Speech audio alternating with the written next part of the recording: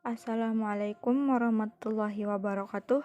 Halo teman-teman, pertemuan kali ini kita akan membahas tentang pembangunan dan perubahan sosial.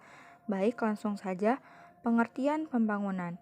Pembangunan development adalah proses perubahan yang mencakup seluruh sistem sosial seperti politik, ekonomi, infrastruktur, pertahanan, pendidikan dan teknologi, kelembagaan, dan budaya.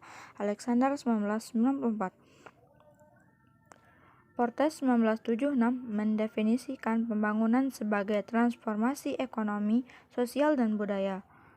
Pembangunan adalah proses perubahan yang direncanakan untuk memperbaiki berbagai aspek kehidupan masyarakat.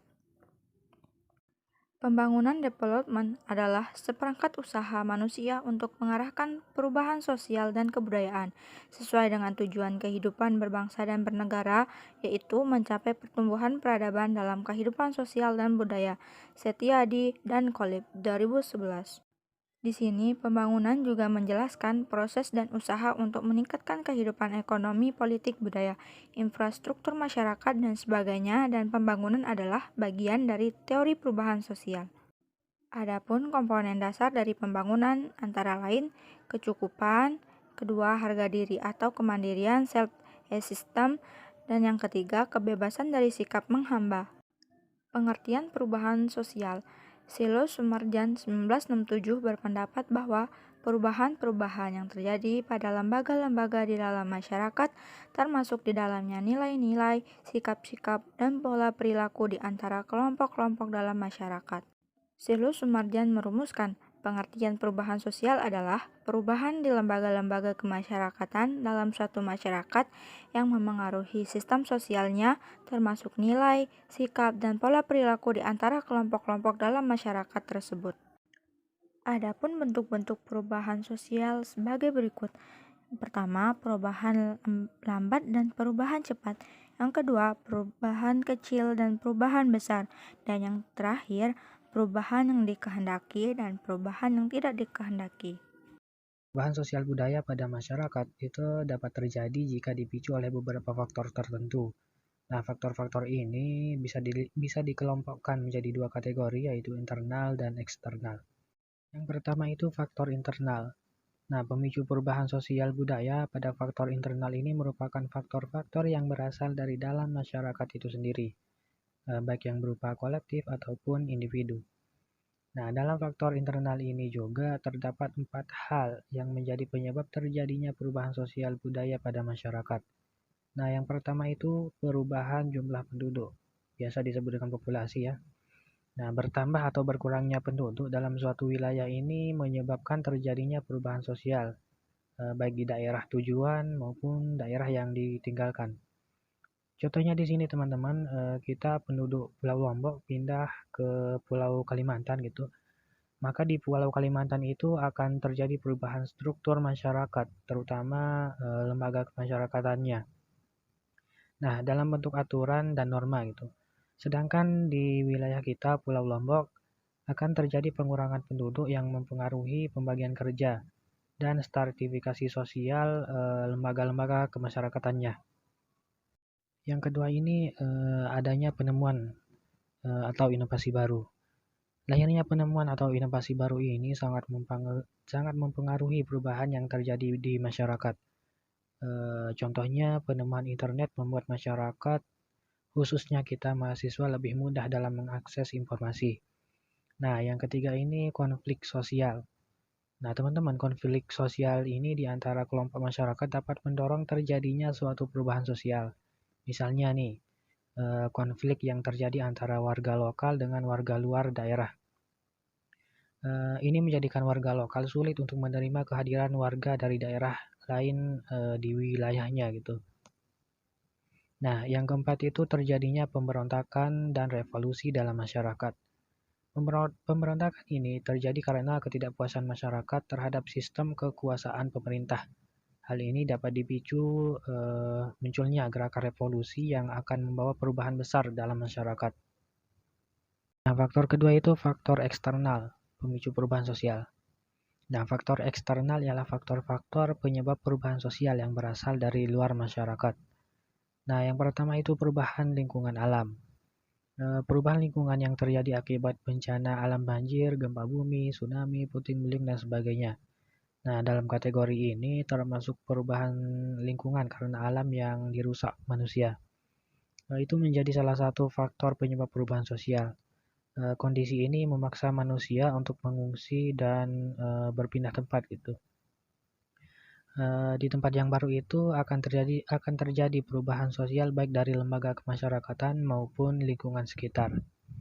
Nah, jika jumlah penduduk semakin tinggi, maka akan semakin tinggi juga tekanan terhadap alam, sehingga dapat menimbulkan kerusakan alam gitu.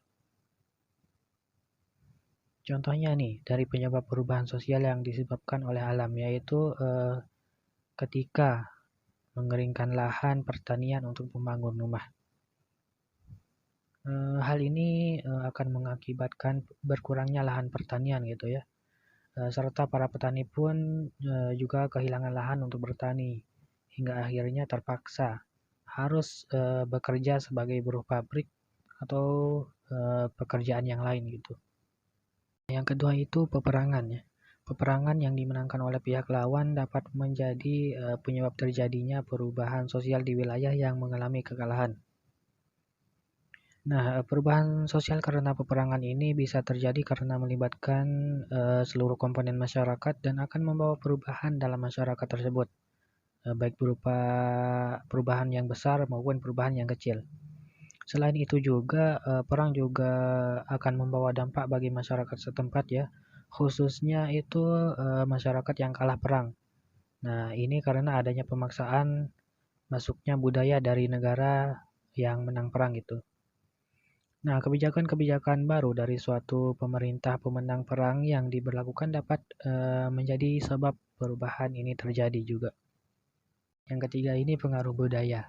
Masuknya pengaruh budaya asing ke suatu daerah lewat proses pertukaran budaya maupun media massa dapat mempengaruhi budaya asli di wilayah tersebut.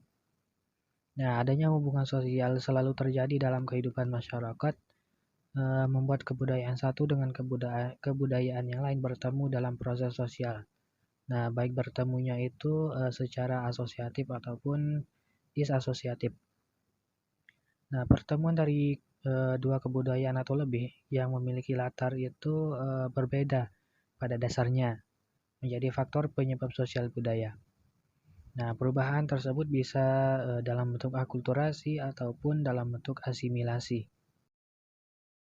Dampak pembangunan terhadap lingkungan.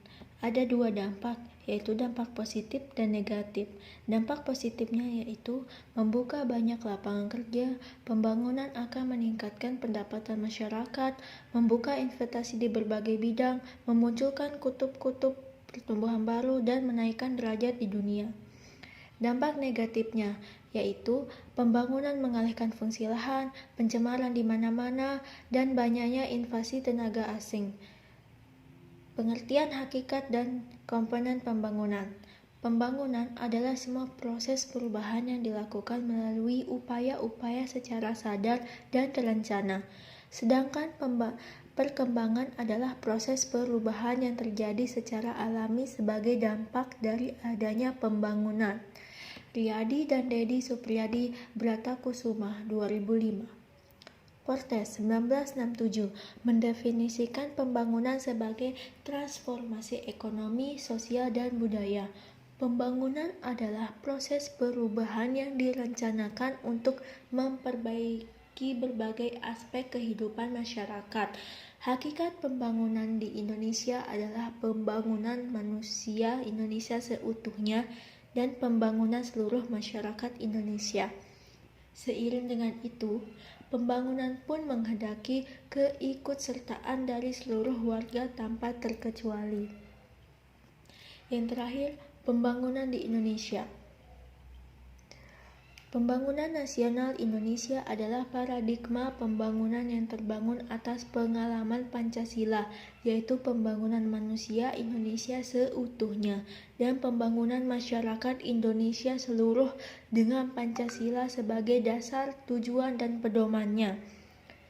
Dari amanat tersebut dapat disadari bahwa pembangunan ekonomi bukan semata-mata proses ekonomi, tetapi suatu penjelmaan pula dari proses perubahan politik, sosial, dan budaya yang meliputi bangsa di dalam kebulatannya.